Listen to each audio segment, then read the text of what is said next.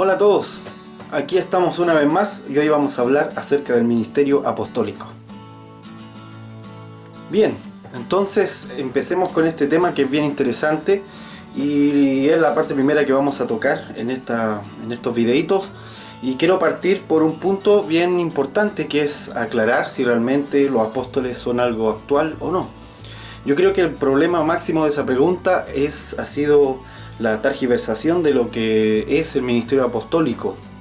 Y desgraciadamente se tienen ideas muy equivocadas acerca del ministerio apostólico, o se enfatizan cosas que son ciertas del ministerio apostólico, pero se enfatizan tanto que entonces se pierde la dirección, ¿verdad?, de la idea original del Señor con el ministerio apostólico.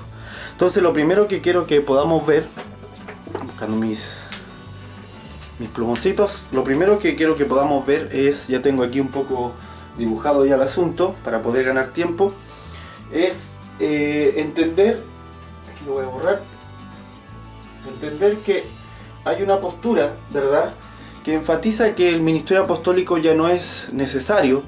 Esta postura es conocida o es desarrollada por el cesacionismo, que es una corriente teológica, y el cesacionismo, como bien dice su nombre, habla de los dones que cesaron y los ministerios que terminaron. Esa es como la premisa, digamos, de esta teología.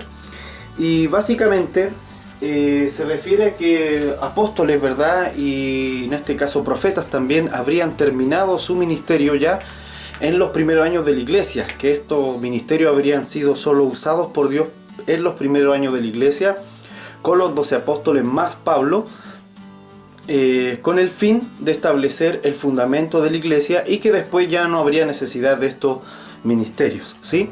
Hay un versículo clave, ¿sí?, que se enfatiza mucho en el cesacionismo, y es cuando Pablo dice que en parte profetizamos y en parte hablamos, dice, hasta que venga lo perfecto. Y entonces dice, cuando venga lo perfecto, ya lo que era en parte se acabará. Y se toma este versículo para decir de que Pablo se estaba refiriendo cuando él dice lo perfecto, se estaba refiriendo al canon bíblico. Y que el canon bíblico vendría a ser entonces para la iglesia el fundamento. Y entonces, desde esa perspectiva, tendríamos que tener aquí puesto el canon bíblico, ¿verdad?, canon bíblico como fundamento. Ahora, esa perspectiva del canon bíblico como fundamento de la iglesia está enfatizando varios aspectos, y uno de ellos es que entonces los apóstoles, quienes tenían la tarea, dice, apóstoles y profetas ponían el fundamento, habrían tenido como tarea poner el fundamento del canon bíblico en la iglesia para después que la iglesia pudiese crecer, ¿verdad?, con esta Biblia. Entonces esta postura es un poco contradictoria con la misma escritura en algunos aspectos, y es lo que quiero plantear aquí en este videito.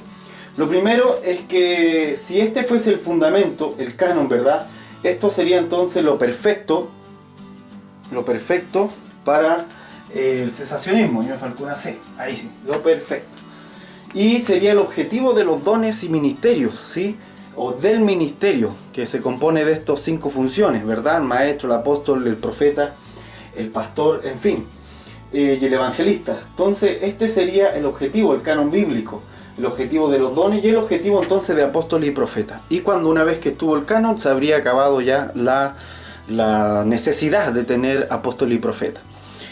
¿Cuál es el problema de esto? Que si consideramos esa visión, ¿verdad?, más histórica de la construcción de la iglesia, ¿verdad?, porque este es uno de los argumentos que se dice, que el fundamento se pone solo una vez, como en toda construcción, y que por lo tanto no pueden haber otros apóstoles poniendo miles de fundamentos. Ese es el argumento, basado en una visión histórica de la iglesia, que no está mal, pero está sobreenfatizada. Entonces, mi percepción es que, si bien es cierto, el canon bíblico no es algo que apareció de un día para otro, sino que yo puse aquí el año 100, que sería el año en donde ya estaban muertos todos los 12 discípulos. Ya habían muerto, habían fallecido. En el año 200, ¿verdad?, ya estaban fallecidos sus discípulos, los discípulos de los discípulos. En el año 300 al 400 fue cuando se formó finalmente el canon bíblico. En esa época hubieron algunos concilios, ¿verdad? Pero en el concilio de Cartago, ¿verdad? Y otros concilios más donde se cierra finalmente este canon. Y se dice, estos son los libros que vamos a utilizar como inspirados por Dios. Y ahí se va a incluir, ¿verdad? Aparte del antiguo pacto, que era cultura judía en ese momento solamente, se va a incluir entonces las cartas de los apóstoles y los hechos de los apóstoles para confeccionar, ¿verdad?, lo que hoy conocemos como Biblia y lo que se considera canon bíblico. Entonces, esa postura del cesacionismo dice, ok, cuando vino el canon, entonces se acabó la necesidad de apóstol y profeta, porque ya habría llegado lo perfecto. El punto es que ese versículo, cuando dice, cuando venga lo perfecto, no se está refiriendo al canon, y eso es obvio. Es obvio que Pablo no está pensando en un canon bíblico. En ninguna parte de sus cartas él le interesa que se santifiquen esas cartas o se consideren como sagradas. Nunca él lo dijo así. Menos Pedro, ¿verdad? Menos Juan, mucho menos Lucas, mucho menos en el escrito de los Hechos. Ellos estaban escribiendo lo que el Señor le estaba inspirando a escribir, pero no había esa intención de hacer un canon bíblico en estricto rigor.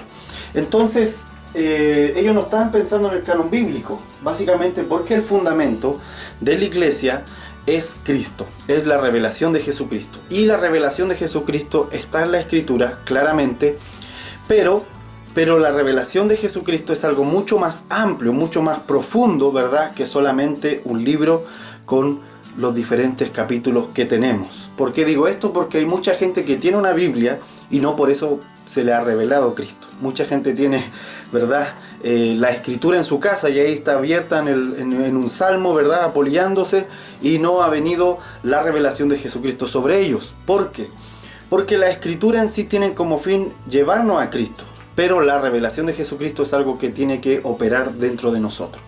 Entonces, volviendo al punto del ministerio apostólico, el ministerio apostólico sí tiene como fin establecer el fundamento, pero ese fundamento es Cristo. Y aquí tengo otra figura, ¿verdad?, ya de la iglesia como un cubo.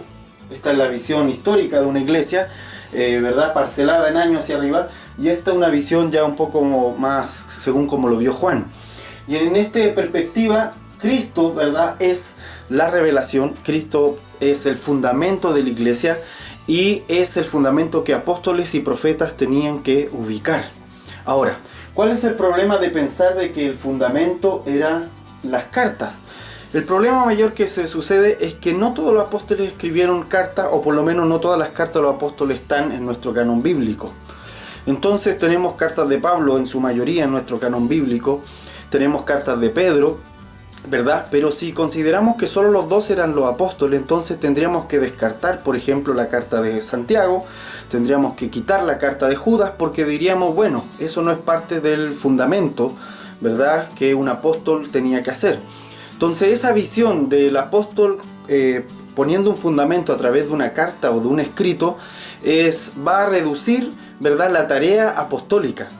El cesacionismo dice los apóstoles hacían milagros, los apóstoles hacían señales para verificar, ¿verdad?, la autenticidad de sus escritos. Y la verdad es que ese nunca fue el fin de los milagros y de las señales. Ni siquiera Jesucristo dijo que el fin de las señales era ese.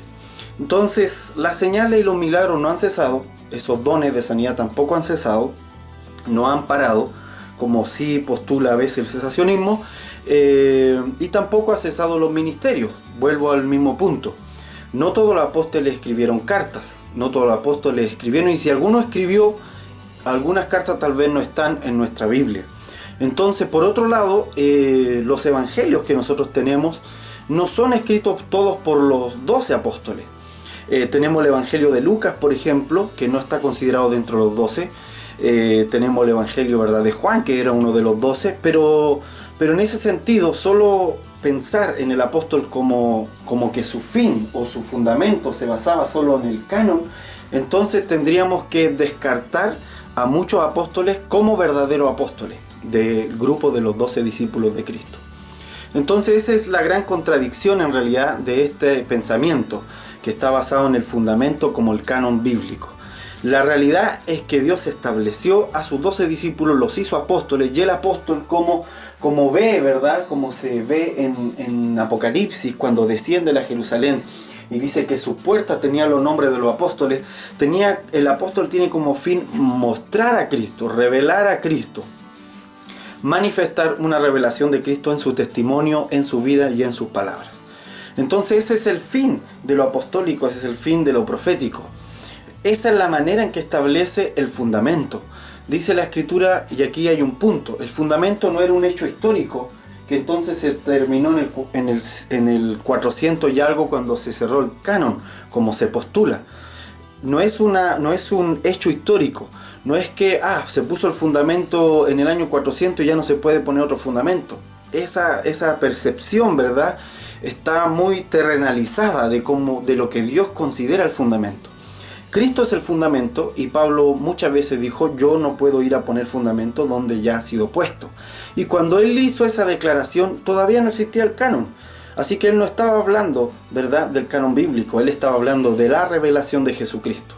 Poner un fundamento tiene relación con establecer la revelación de Jesucristo en un territorio, en un lugar, en una casa, en una familia.